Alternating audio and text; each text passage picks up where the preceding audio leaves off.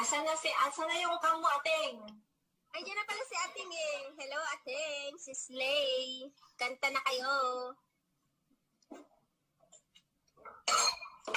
Ang ingay ko pa. Ano ba yun? Ako nasa ilalim na ako ng kumot eh. Gusto ko pang kumain ng yung bibingka. Kasi may bibingkang ginawa si ate ko ng last time.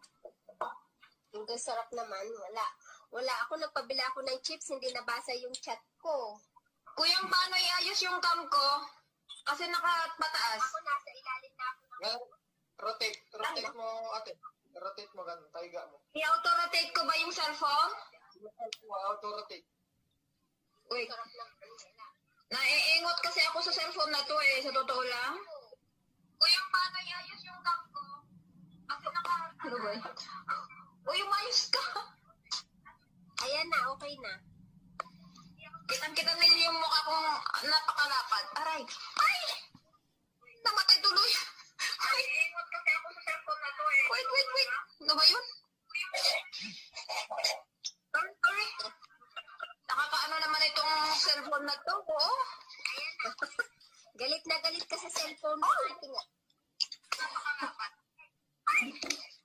Namatay tuloy. Sorry. Ay! Ano ba yan? Ano kakaalam? Alam niyo ba, nasa room kasi ako, tapos ang kalat-kalat ng room namin. Kitang-kita ba yung mukha kong malapad? Okay lang yan. Okay lang po. Okay lang yan, ating. Paano man namin Malalapad. Oo.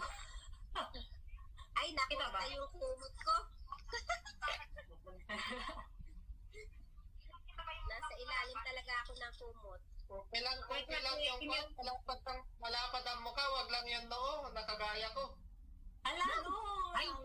Lahat naman tayo ay may walang perfecto. Lahat tayo. Ilaglag mo ayun. Nag-makeup dyan. Ako wala akong makeup pa. Hindi ako marunong. Kayo, hinaano niyo yung mga lapad ng noo niyo. O, sige, ako naman malapad ang bunga nga. O, sige. Puro mga kapintasan natin yung inaano niyo. Hayaan niyo. Ayan yun na yun. Ako lang natay may answer. Ay, ano ba nangyari dito? Kasi pag masyado, okay lang yan. Mukhang mukha eh. People in the house. Mega love shout out everyone. Kumusta po kayo? Ayan, ang ating announcer. Ayan. Kuya Lamig, alam nyo ba na kasi yung dito sa room, ang nilalagay ko is yung parang electric fan, maingay. Yung heater namin dito sa room. Masyado kasing humid. Masyadong humid dito sa amin. Kaya kailang... Electric heater. Oo. Yun din ang gamit ko. Namatay na yung sobya ko. Hindi ko na nalagyan ng kahoy. Dito Parang na ako electric fan kasi yung gamit namin dito sa room. Kasi alam nyo dito sa lugar namin, masyadong humid. So kailangan namin, yung heater namin is yung nagmumove ng air. Oo. Humidifier. Kailangan may humidifier kayo. Oo. Meron kami noon sa kabilang bahay. Kasi yung room ni Mira, wala yung bintana. Sana din niya makita yung yung isang tonelada kong tutupihin. Sabihin lang ninyo kung kitang-kita ha. Hindi naman. Nakagayak na ba kayo lahat? O, sige, umpisa na natin.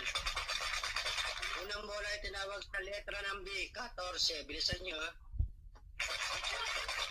Ang unang bola kasunod, tinawag pa rin sa letra ng B. Teka lang! Gagawin ba natin yung Hindi pa ako nakapag Hindi